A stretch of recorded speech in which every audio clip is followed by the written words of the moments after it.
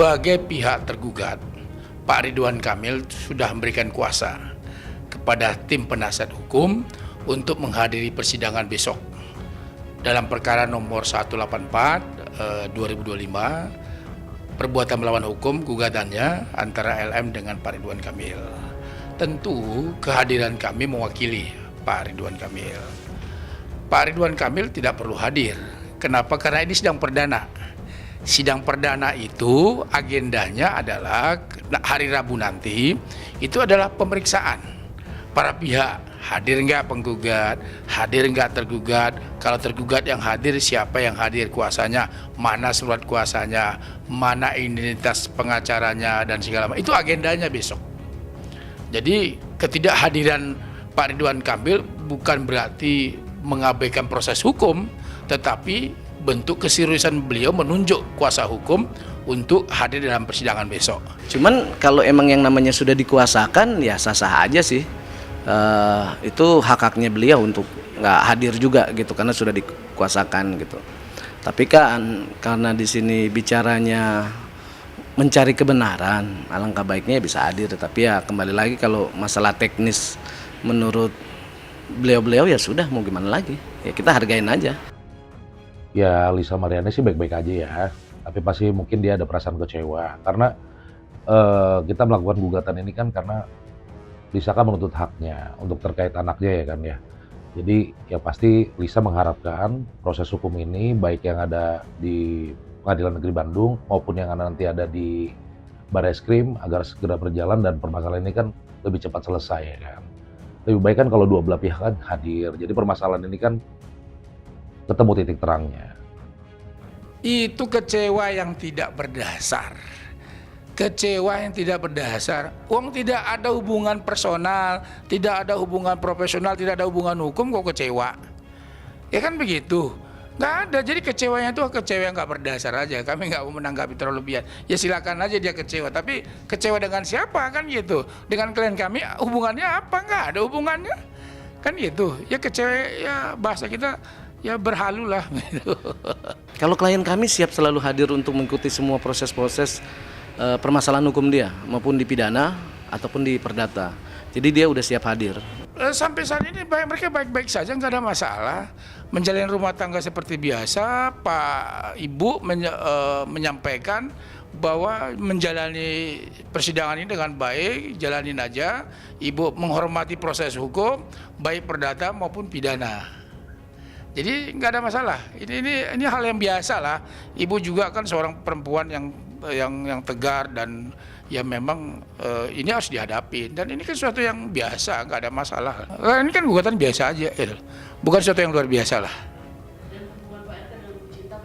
Baik-baik saja, insya Allah 1000%. Klien kami selalu siap untuk menghadapi perkara masalah pidana dan perdata.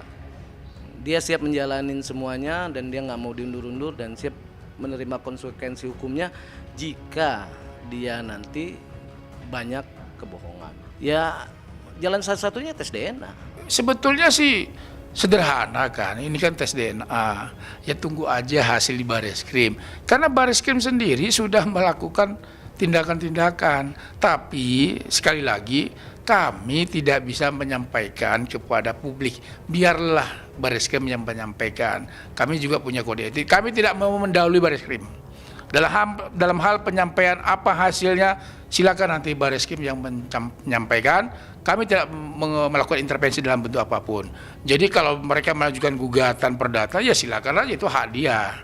Kan gitu. Silakan dibuktikan gugatannya.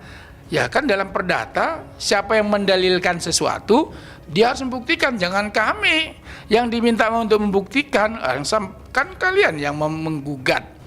Ya kalian yang harus membuktikan ya sejauh mana dasar-dasar gugatan kalian. Kalau kalian katakan misalnya ada hubungan biologis segala macam, ya kalian buktikan secara hukum ada atau tidak gitu loh. Jangan hanya omon-omon.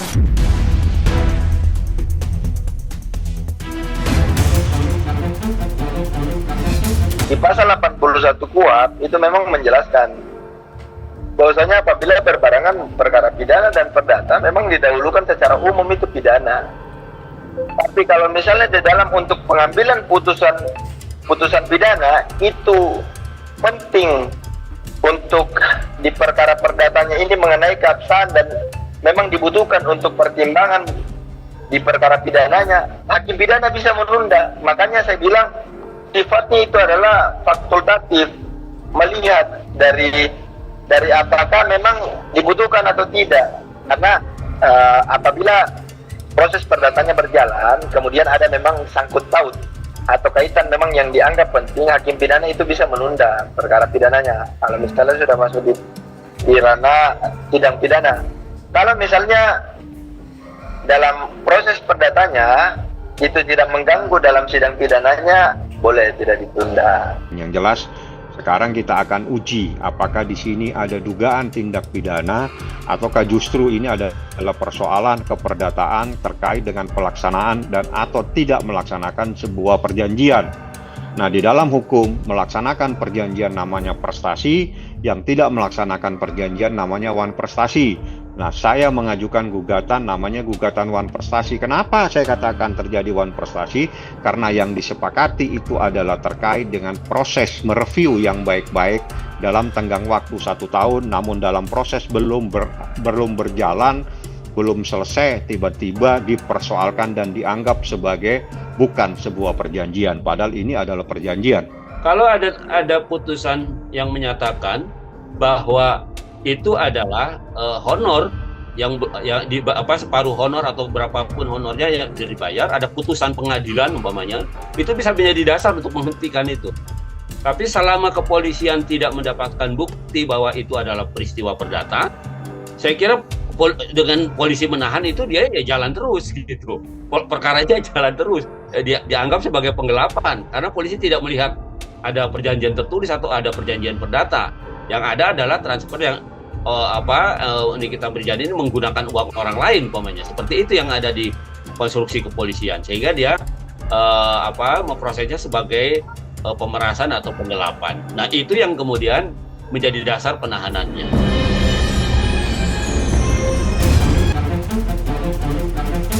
Menyayangkan aja sih kalau memang kasus ini sampai panjang banget, apalagi ke ranah hukum yang semestinya harus bisa dibicarakan, dimusyawarahkan secara kekeluargaan, ditabayunin gimana seperti apa baiknya kedua belah pihak gitu. Kita sebenarnya Menyayangkan.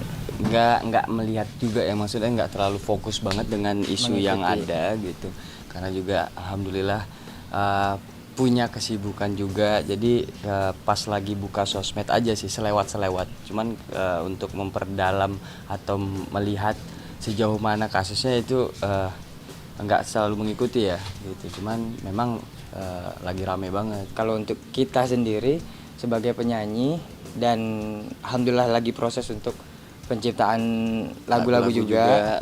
Jadi ngerasain yang namanya disomasi ketika menjadi seorang penyanyi. Udah gitu gimana rasanya lagu kita dinyanyiin tapi tidak izin atau segala macam, itu kita juga ngerasain dua-duanya. Dan kalau menurut Iki untuk kasus ini sih kita sebagai penyanyi dan pencipta lagu ya menjadi wawasan juga untuk pengetahuan kita. Bahwasanya untuk hak cipta lagu itu seperti apa. Sebagai penyanyi kita worry juga sih. Dan jadi Mudah-mudahan dengan adanya isu ini jadi pembelajaran buat semuanya juga. Dan kita jadi tahu nih, diperjelas lagi dasarnya seperti apa. Hak dan kewajibannya bagaimana gitu, batasannya seperti apa. Ini agak sedikit gimana ya? Kalau menurut kita sih tergantung orang masing-masing. Iya. Untuk opini masing-masing. Kalau menurut kita keluasan sebagai hatinya, pencipta lagu ya monggo aja gitu. Kalau untuk kita sendiri, tapi kan setiap orang itu berbeda-beda gitu. Jadi ya nggak bisa disamain juga. Iya. Dan kalaupun penyanyi itu mau kulusuwun gitu ya, kulunuwun gitu yang gimana nih untuk izinnya segala macam, itu harus ngomong kemana gitu. Bingung juga nyari kontaknya, penciptanya di mana gitu. Kadang kan publishing tuh kadang beda-beda pencipta ya. Tulisin namanya segala macam itu kadang susah juga sih bagi penyanyi untuk izin dulu, apalagi dia independen gitu yang lagi mau meranjak atau ya gitulah, susah lah kalau memang untuk izin dulu. Sebagai seorang seniman aja lah ya, dari sudut pandang seniman itu kita juga harus bijak dalam hal untuk menanggapi yang namanya lagu itu di lagu siapa, publishing siapa, itu yang penting. Udah gitu, kalau kita juga kerjasama dengan misalkan disuruh nyanyiin ini gitu, kita juga harus tahu dan jelas itu kontraknya bunyinya seperti apa.